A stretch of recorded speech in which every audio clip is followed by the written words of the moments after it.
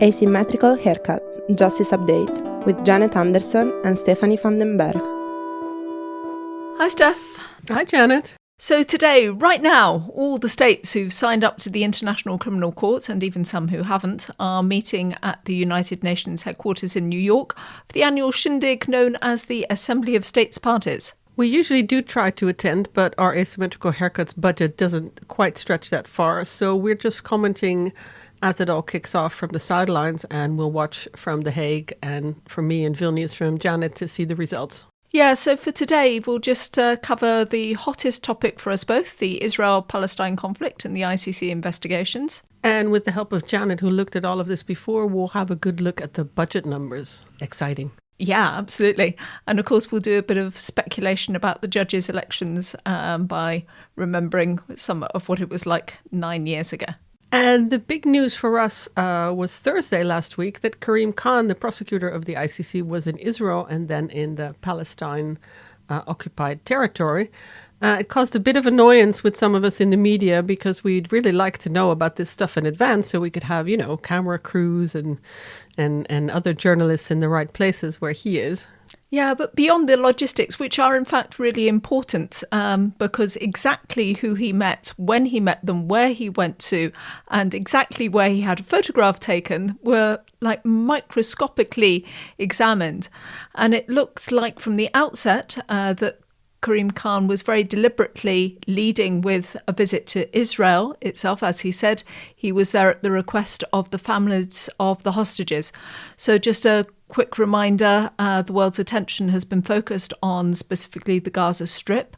On October 7th, Hamas and other Palestinian fighters managed to attack nearby Israeli towns and villages, killing an estimated 1,200 people and kidnapping some 200 plus. Since then, Israel has launched a massive retaliatory attack on the Gaza Strip. They say it's aimed at destroying Hamas itself.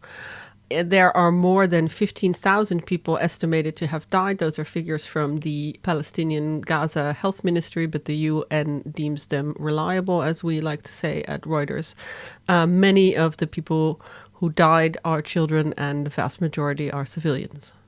People have been forced to move from their homes and forced to try and take shelter somewhere else. But the missile attacks have continued to hit all kinds of targets, things like schools and the hospitals themselves are barely working. Food is in extremely short supply and humanitarian relief is just at a trickle. Meanwhile, in the occupied West Bank, we've seen many settler incursions, killings of Palestinians, and that is all part of a longer-term trend of violence against Palestinians under the occupation. There was a short respite for a kind of prisoner-hostage exchange, but the bombing is now back in full force. To give it a bit of a fuller context, the ICC has been investigating alleged war crimes and crimes against humanity in the Palestinian territories, and they're looking at the period from 2014 onwards, and they have already concluded that there are reasonable grounds to believe that war crimes and crimes against humanity have been committed by Israeli forces and Palestinian armed groups. Now, I think that the prosecutor of the ICC, Karim Khan, has a very specific diplomatic tightrope that he's walking here. To get access to visit Israel, I mean, we knew that last year he was already lobbying to try and get there, and it wasn't forthcoming. So now he's really making the most of the political clout that's represented by the families of the hostages who invited him to get there. And he's used that as a way to visit the region. And that's, though, much to the disappointment and even anger of some of the Palestinian victims' rights groups who say that they've been inviting him for a long time and he should really have been focused on their issues.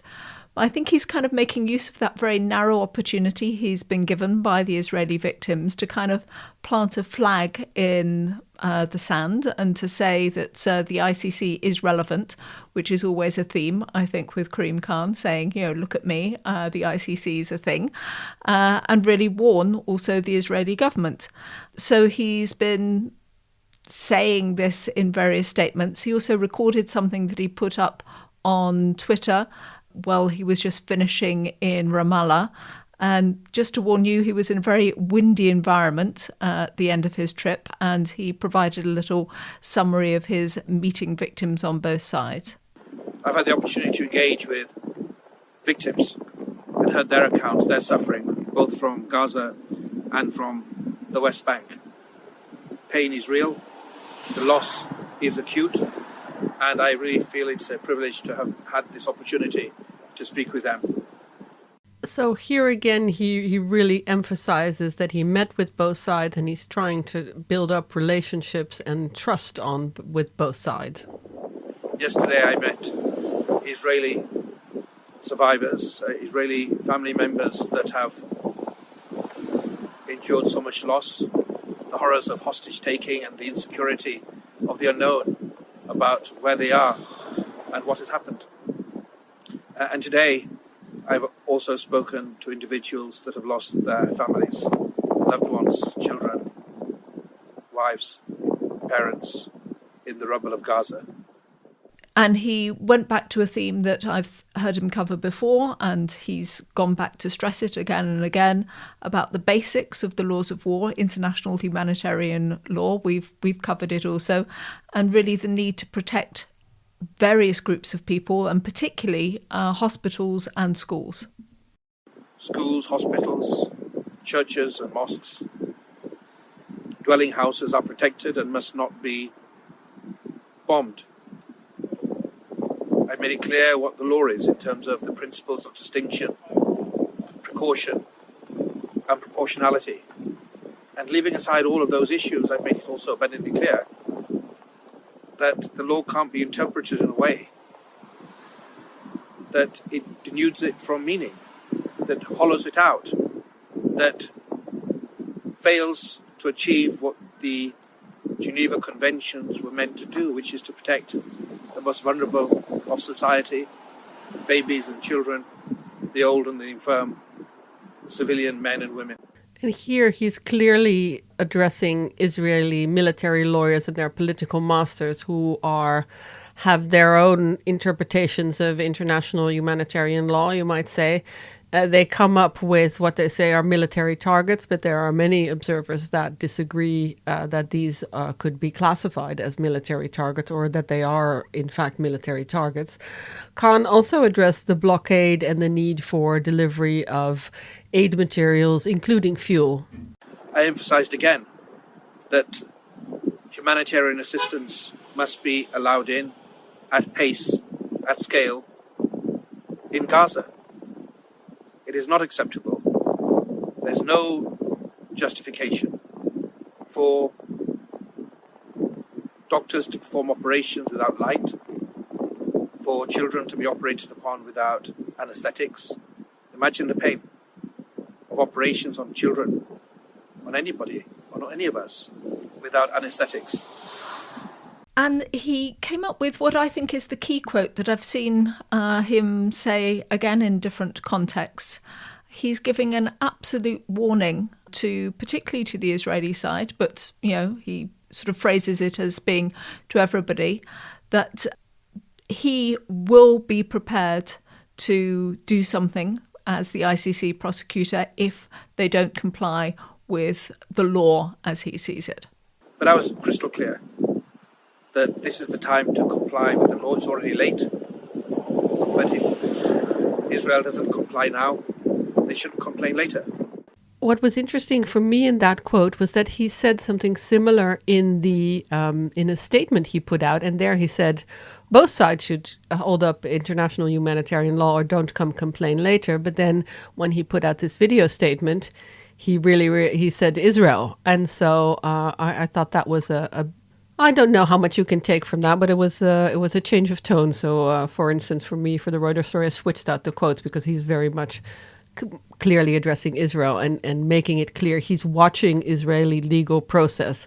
And as always, that is because the ICC is only meant to get involved when or if a state is unwilling or unable to prosecute itself. So if it shows that Israel is not doing enough to prosecute allegations of what they are doing or investigate allegations, then that is where the ICC could step in. Israel has a fundamental responsibility as an occupying power I emphasized, to investigate those crimes, to prosecute those crimes, to prevent their reoccurrence, but to ensure justice. And my office is investigating that to ensure that those rights are also vindicated. Now, again, I'm really sorry about the poor quality. Please, somebody get that man a windshield for his microphone or record him in a better spot next time. I volunteer as tribute, and I think everybody on my media team and all my visuals colleagues would gladly record that for him with a windshield for the mic and one of those fuzzy things for the mic, because I was also looking at that thinking, somebody get this man a videographer or like a TikTok teen who knows how to shoot these images. I mean, they'd also chosen, I think, one of the busiest corners that they could choose. I think later on in this short video, there's also the sound of a mosque behind, which is nice and evocative. But yeah, again, I'm not going to pick out clips or stick bits together where you've got different voices of Muezzin calling to prayer there. So anyway, my sort of overall comment on this is that I can see that he's got a balancing act. As I say, it's a tightrope that he's walking. But overall, it really feels quite thin, what he's got to say. I mean, he really just falls back on this appeal to follow international humanitarian law. And it's this kind of, it's more in sorrow than in anger. I've really got to say, don't be surprised if I have to come after you. It doesn't feel immediate. It feels like it's dragging out the process. It feels reluctant even to me for him to place himself as the arbiter or the kind of the carriers of hopes to all of the victims in this instance. Yeah, I think for me it had huge, daddies and mad daddies just disappointed vibes with this. He does seem to be kind of put in a spot where he has to do something that he doesn't really want to do. We'll see a different Khan in New York this week as he glad hands his way around the states who need to give money to the ICC. I think he's much more at ease in the kind of that diplomatic environment. He's very good, I think, probably with victims directly, and he seems very empathetic when he meets them. But when he has to talk about it, this is a particularly difficult tightrope for him. And I'm not so sure he's doing the best job of managing it. Yeah, I think you're right. He's good with victims. He's probably good with states. I'm not sure if he's great with civil society in between. But on the states themselves, I'm sure you've seen the same as I have. There's been a very deliberate campaign from the ICC to ask for more funding. Some quite slick videos that they've come out with. The slick videos, there was the windshield and all the lighting. It was perfect. You should have taken these people to Ramallah with you. Yeah, well, I think there is a cash crunch that the ICC has been facing. I mean, we've all got inflationary pressures and I'm sure there are a lot of demands on the budget. It does seem that up until now, the Palestine investigation was really not top of the list for handouts from the office. And we should also mention that the Office of the Prosecutor has been clearing house coming up to the ASP. The Kenya and Uganda investigation were officially closed. Plus, there were statements that there would be no more investigations on the Central African Republic and the situation in Georgia. And we will come back to those decisions next year and ask some of the implications of the people looking at that more closely. But on the budget itself, I thought it would be good to share with our listeners some of the basic notes that I've made. Sometimes I'm asked to write about it. I wasn't this year, but I couldn't help but to check out the documentation. The court as a whole for 2024 is asking for an increase of 16% on its budget, and that would take it to 196 million plus if they did manage to get it. They say that the court is operating in 16 different situations overall, and that the Office of the Prosecutor is expecting to focus its investigations across 8 situations. Let me just read them out. Afghanistan, Bangladesh, Myanmar, Darfur, Sudan, Libya, Palestine, the Philippines, Ukraine and Venezuela. And in addition, they've got 3 preliminary examinations, Nigeria, Venezuela 2 and DRC 2. And in terms of the detail of what the OTP is asking for, they say that they need 12 more investigators. They need 2 more specialised financial investigators. They need 5 more trial lawyers because they think that they're going to have more activity in the courts. That's interesting, I thought. And 10 support positions. They're also saying that they really want to follow through the suggestion on having field presence. They call it enhanced field presence, and that's for 5 different situations: Bangladesh, Myanmar, Libya, Darfur, Sudan, Ukraine and Venezuela one, and that just in itself would cost 1.2 million euros. They also want to recruit 6 associate country experts. I'm not too sure who would be funding that, whether that would be out of the main budget or not. And the thing that really struck me when I read it was that out of the Office of the Prosecutor's budget, there is only 1 staff member who is conducting work with respect to 17 suspects at large on the public arrest warrants, and also that there are a significant number of additional suspects at large, whether arrest warrants which haven't been made public, but just 1 person doing that work. So altogether, the Office of the Prosecutor has asked for an increase of nearly 24%, so nearly a quarter, and bringing it up to 12 to 13 million euros. But I also had a quick look at what the state's own Budget and Finance Committee had to say. They'd gone through this proposal with a fine-tooth comb, and they have said that they would recommend that the Office of the Prosecutor only gets an increase of 12.8% of nearly 7 million euros. So let's see. Do you mean to tell me that there's just 1 person looking at all these who had to comb through all the former LRA commanders to make sure that they died so they could stop the case?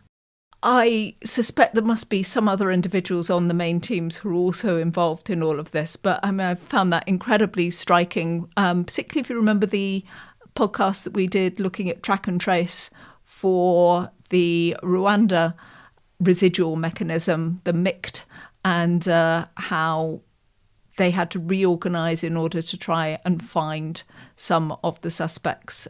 I assume that financial investigators might also have something to do with tracking people down. I'm sure there are other members of the team, but it was very striking when I read that. I was going to say probably the financial investigators come in the track and trace, but that's the budget. The other big event for states will be the election of judges, which, as every year, will be complicated. The judges have to come from different geographical areas. You have to have judges from different law traditions and people with trial experience and those without. And you've put in the notes, Janet, that this is an absolute condition. The bench has to have this variety. I assume you're talking about the variety of different law traditions and not who has trial experience and who doesn't, because I imagine that you would want people with trial experience above theorists, but maybe I'm wrong. I agree. I think it's the different law traditions that have to be represented. It is very complicated, which lists everybody goes on to, but that's an absolute. Okay, plus we need to have women, more women, and region and gender, though they only apply through the first 4 rounds of voting. Yes, this is when it starts to get complicated, because I was in New York in 2014, with last time 9 years ago, when they were electing, again, a big bunch of judges. And I can remember it was a lot of rounds of voting to get to the end, partly because some of the blocs, like the African bloc, didn't agree amongst themselves which of the 2 different African judges everybody should vote for. So things did take a lot of time. But the thing I keep on remembering from back that time was the kind of lobbying that went on in the delegates hall. There was a Hungarian judge who wanted to be elected at that time, and he had one of the best moustaches that I've seen since Hercule Poirot. And his lobby group had kind of shaped their pieces of paper as moustaches and put them onto sticks. So the idea, I think, of people kind of raise it up and show their support for their candidate. It was a little bit odd, I thought, but also quite endearing. A big difference this year will be that judges have had to fill questionnaires to be vetted and have been publicly assessed whether they're suitable for the job or not. This is a push that came from the NGOs, who are also really, really big on the vetting of the prosecutor. And this is something that the ICC, ASP, I guess, has listened to and has really done this year. And if you're really interested in the substance around this, there's a lovely informal guide that Liechtenstein put together for fellow states that explains how the long drawn out voting process works. And essentially it says, follow what the chair tells you to do, because the chair is the only people, and the people around the chair are the only people in the room who actually understand what the process is. And it's not really up to states to understand it. Just do what you're told and vote for the candidates according to whoever is presented in that particular round. So I'm waiting to see, who gets elected. It's always interesting. And for the real nerds among our listeners, we'll put that link to the Liechtenstein paper in our show notes so that you could follow along if you really, really want to. But I wonder how many people watch that live stream apart from you and me, Janet. Oh, I am not going to watch the live stream all the way through. I might pretend to at times, but in the end, we've got another 50 million podcasts to make and Christmas preparations to make, etc., etc. So, I'll dip into it. Let's be honest. Yes, same here. Thanks very much for talking me through the budget. And now I know everything that I needed to know, but was afraid to ask for the ASP. And I hope that our listeners feel the same. And we'll crack on with making more podcasts. So we'll be back in your podcast feed really fast. Bye. Bye. This was Asymmetrical Haircuts, your international justice podcast. Created and presented by Janet Anderson and Stephanie van den Berg. This episode has been recorded at home, but we'd like to give a shout out to our regular host, Humanity Hub in The Hague. Music is by audionautics.com, and you can find show notes and everything about the podcast on asymmetricalhaircuts.com. This show is available on every major podcast service, so please subscribe, give us a rating, and spread the word.